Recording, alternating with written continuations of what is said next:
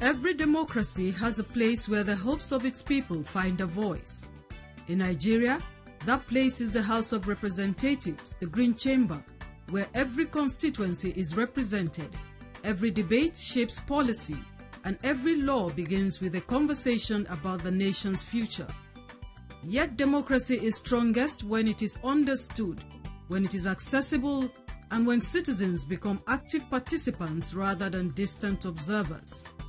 To mark 3 years of the 10th House of Representatives, the People's House once again opened its doors through the National Assembly Open Week, an invitation to Nigerians to see Parliament from the inside, engage directly with their representatives, and experience democracy in action.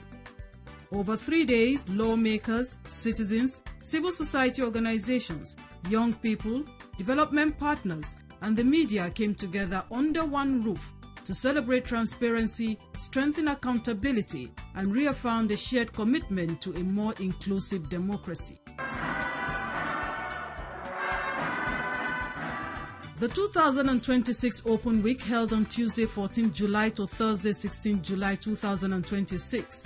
It had the theme, 3 years of the 10th National Assembly, advancing transparency, inclusion and reform. It was formally declared open by the Senate President Godswill Akpabio, who described the 10th National Assembly as the most peaceful and productive in Nigeria's democratic history. It is my singular honor and privilege to declare the 2026 National Assembly Open Week officially open. To the glory of God. May this week deepen public trust. May it strengthen the bond between the two parliaments and also the people. May it remind every Nigerian that democracy is perfected not by silence but by participation. And no serious observer wholly surrender. On his part, Speaker Abbas Tajuddin urged Nigerians to participate actively in the country's democracy by appreciating and showing interest in the parliamentary activities of the National Assembly. President Bola Ahmed Tinubu GCFR asked this nation to accept a difficult but necessary course of reforms. His reforms were not modest adjustments. They reach into the very foundation of our economy, into how it is financed, how our currency is valued, and how our common revenue is shared and invested in our people. As part of his speech, the Speaker highlighted key legislative achievements of the 10th House. These achievements include 2,747 bills received, 363 bills successfully passed, out of which 72 have received presidential assent, the highest legislative output since 1999. In his goodwill message, the Chief of Staff to the President, Right Honorable Femi Gbajabiamila, who was the former presiding officer of the House, charged the National Assembly to focus on passing laws that will address the needs of citizens in order to strengthen public confidence in democratic institutions.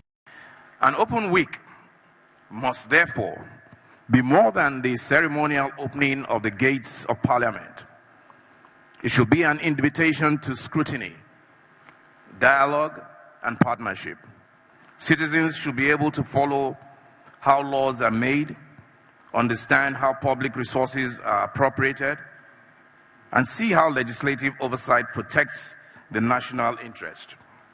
Earlier in his welcome address, the majority leader of the House, Professor Julius Ihonveri, said that the 10th House, built on the legacies of the 9th House, with a goal to demonstrate to Nigerians that politics is about the people, opening up political spaces and democratizing conversations and inclusions to show that parliamentarians, irrespective of political parties, can have a common purpose and direction.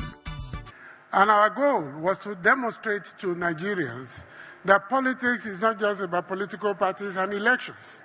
It is about the people. It is about opening up political spaces. It's about democratizing conversations. It's about inclusion. And it is about showing that parliamentarians, irrespective of party or where they come from, can have a common purpose, a common focus, a common direction. An overview of the third-year scorecard of the 10th House was presented by the Chief of Staff to the Speaker, Professor Jake Dan-Azumi. The 10th House of Representatives, when compared with all other houses of representatives from the fourth Assembly to now, has recorded the highest number of bills to have been introduced on the floor of any assembly since 1999. Other invited guests also gave goodwill messages. Economic and social and political reforms that the President has undertaken and is still undertaking right from 2023. You will appreciate that the reform has turned around Nigeria. This idea is novel in the sense that since it started, it afforded Nigerians the opportunity to ask questions and to get answers. For those of us who are opportune to be in the parliament, this is an important event in our lives. Around the world, many eyes will turn towards Nigeria. Millions of young Nigerians will vote for the first time, perhaps wondering if their vote will count. And all of them, all of us, count on Nigeria to give an example of democracy in these 2027 elections. The legislature is the heart of the three arms of a democratic government, the other two being the executive and the judiciary.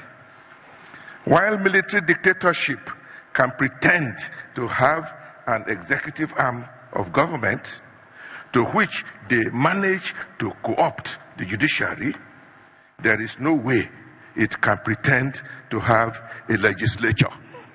When governance is not hidden, but visible and accessible, I therefore encourage the National Assembly to continue deepening public engagement, expanding consultations, and ensuring that voices of communities, traditional institutions, women, youth, and other stakeholders are heard. The high point of the opening ceremony was the unveiling of the third-year scorecard and performance review of the 10th House from 2023 to 2026 by the Senate President, Speaker, alongside the leadership of the House.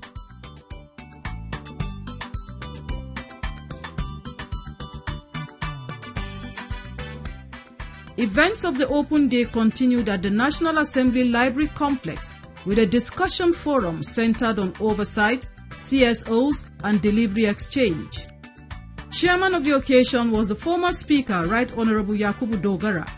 In his remarks, he appreciated the House for being courageous and bold to open its doors for critical stakeholders, down to average Nigerians, to look closely and ask hard questions. And it is leadership of this institution working quietly behind the scenes long before any of us arrive in this hall who have made it possible. So kudos to them.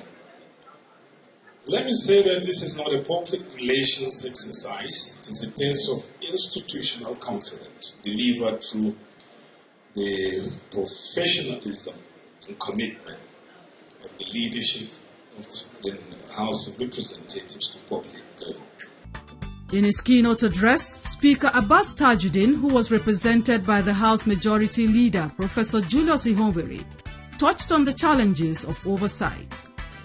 If you give up your democratic rights and you bring all kinds of characters who have no business coming here the National Assembly, they will sit in that parliament, they will not say one word for 4 years, they will not move one motion, they will not present any bill, they will not even second the motion, and they will not read any document submitted. If you will come, some will not step there at all. They will come, maybe sign and go. It's not today, it's not yesterday, it's since 1999. And you expect such a person to go and do proper oversight. That's one contradiction we need to look at. Invited guests gave special remarks during the session with a focus on oversight, CSOs, and delivery exchange. The oversight functions requires the Parliament to watch, investigate, and evaluate running affairs and evaluate performance of executive towards compliance with laws in running the affairs of government for the benefit of all. Legislative oversight remains one of the most important pillars of democracy. Today's exchange offers a valuable platform for dialogue, knowledge sharing, and practical experience. The session continued with more discussions and interactions.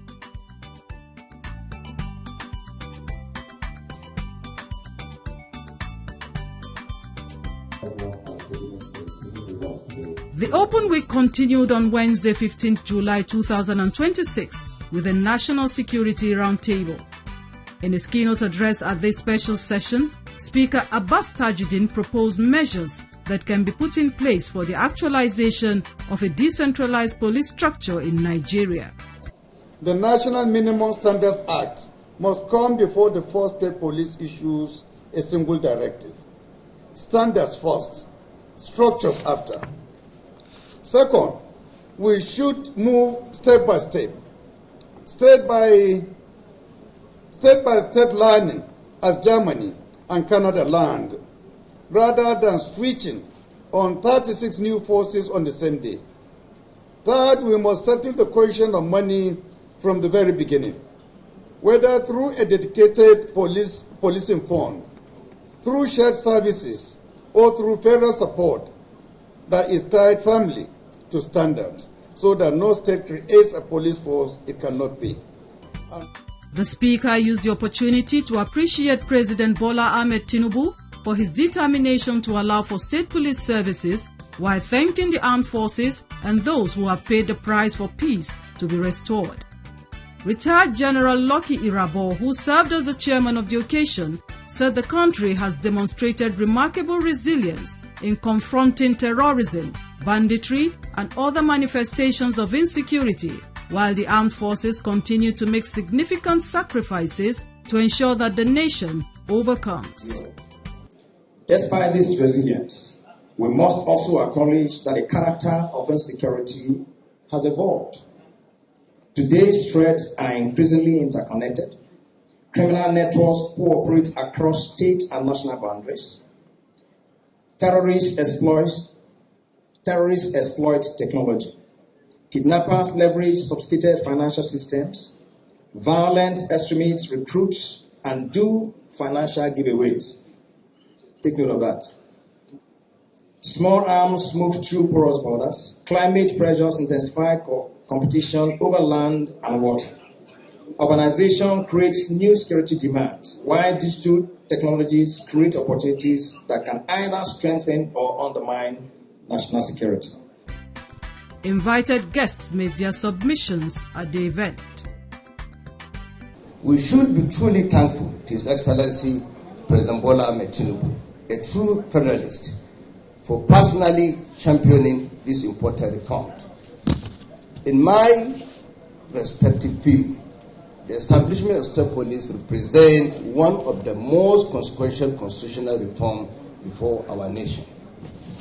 Properly designed, it will deepen our federal system, strengthen internal security, and bring policing closer to the people. We must appreciate the role the National Assembly is playing to ensure that bills are actually being prepared and passed to actually favor the security architecture of our nation, and most especially the community. I must let you know, I'm one of the happiest persons in Nigeria now when I heard about this community policing bill being passed, so that at least we have what we call state police, well organized, well structured, and well funded to ensure that we have effective peace and security in our communities. The program continued with panel sessions, interactions on the security situation, legislative support, and state policing. Speaker, House of Representatives have nailed it because our fears in respect of safeguard and implementation were allayed. The media is an integral part of security intervention in this country. And I'd like to speak to responsible journalism. We have all sorts now. We have solution journalism, we have development journalism, but most importantly, do we have patriotic journalism?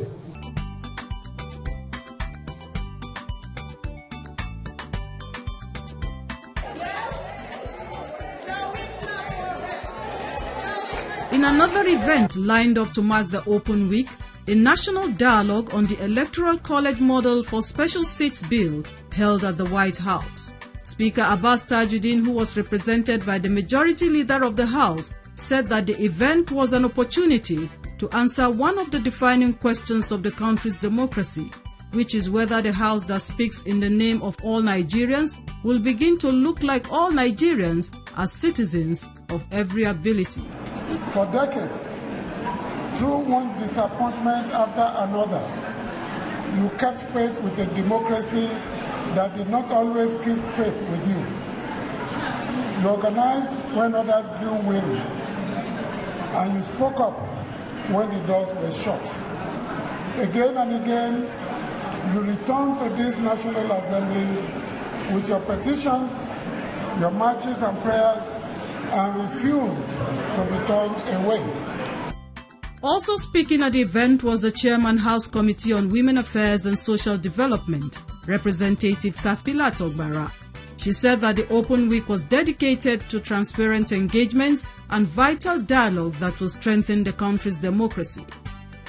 As we gather here, we must recognize that our democracy thrives on participation and also inclusion. It is built on the voices of all citizens, regardless of gender, ability, or background. The Special Seats for Women Bill represents a critical step towards ensuring that women have an equitable platform in our legislative processes. Former Speaker, Right Honorable Patricia Ete, who chaired the session, noted that democracy is strengthened when the institution deliberately opens up for dialogue, reflection, and reform. I understand the immense responsibility and the unique opportunity that legislative institutions have to shape the future of our nation. I also know from personal experience the meaningful representation is not merely about occupying seats. It is also ensuring that every segment of society has a genuine voice in the decision that affects our lives. Key stakeholders as well as invited guests made presentations and contributed to the discussion. The Special Seat Bill is a timely and necessary reform. It seeks to address the persistent underrepresentation of women and other marginalized groups in elective offices, ensuring that our democratic institutions better reflect the diversity of Nigerian people. Democracy flourishes when every segment of society sees itself reflected in the institutions that make decisions on its behalf. Inclusion is not simply a matter of fairness. It is essential for better governance, stronger public trust, and improved development outcomes.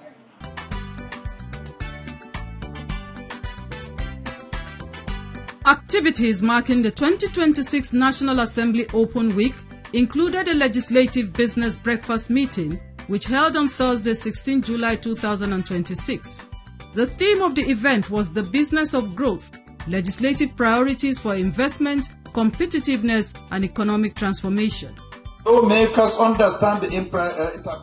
Speaker Abbas Tajuddin assured stakeholders that the National Assembly will repeal obsolete laws hindering businesses as part of a broad legislative agenda to improve Nigeria's competitiveness, attract investment, and accelerate economic transformation. That an economy grows faster when those who legislate and those who invest remain in continuous conversation. And Nigeria will learn it too. And it will start from the 10th House of Representatives. This engagement will be institutionalized so that we can continue to engage with each other. Being in this important gathering. During the event, the Minister of Industry, Trade and Investment, Dr. Jumoke Oduwole, highlighted the significance of legislative backing in Nigeria's economic reforms as this impacts investment, enterprise growth, and the country's global competitiveness. The National Assembly is central to Nigeria's economic transformation every serious reform ultimately requires a strong legislative foundation, one that provides clarity for investors, strengthens implementation, and supports long-term private sector growth. The choices we make here will shape how businesses invest, expand, and create jobs across our economy. The majority leader, Professor Julius Ihobere, in his opening remarks, said the meeting was an opportunity to interact with investors, entrepreneurs, and other private sector players. We believe that as a House, under the very capable and able leadership of the Speaker, Right Honorable Ambassador Judin, PhD, GCON, and the chairman of the relevant committees are here, and I'm sure my younger brother Mune, Right Honorable Mune, is available to give you a scorecard of what we've done thus far. Chairman House Committee on Commerce Representative Ahmed Munir, while presenting the Legislative Progress Report, reiterated that the 10th Assembly will align its legislative agenda with the desires of the organized private sector to advance Nigeria's business environment and push economic growth. Today, because the trajectory of our national economy depends entirely on the alignment between the laws you write and the real-world markets you navigate every day. For too long, policy formulation and business execution have moved on parallel tracks, occasionally crossing but rarely perfectly synchronized. Today, we are changing that narrative. Key stakeholders as well as invited guests also spoke during the breakfast meeting. The Murphy Amendment Bill, currently before the National Assembly, will give us the full modern legal authority to act decisively, to hold and deploy assets, structure platforms like this, and move at speed capital markets demand. Every month of delay is a month capital waits and projects stalled. I respectfully ask this distinguished House to help fast-track its passage. For me, what the law did essentially was just bring to bear what is required of a capital market. It needs to be transparent, it needs to be efficient, and it needs to be fair. How did the new act do it for us? It broke down some of the powers that we had. It actually expanded it. The law, I think, is perfect. Laws are there to be amended. I think the next phase for everybody in this room, including businessmen, please, foreign ambassadors. I know Nigeria has insecurity challenges, but the members of the 10th House are open to see how we can move our country forward sincerely. The event continued with moderated discussions on key legislative priorities in the area of enterprise development and business growth.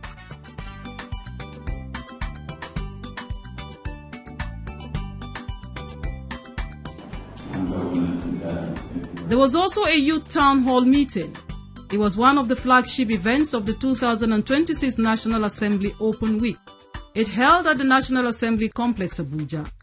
During the meeting, the House urged Nigerian youths to lend their voices and take center stage in shaping the nation's democratic future by actively participating in the 2027 general elections. Because we believe that democracy becomes entrenched when it listens more broadly to others.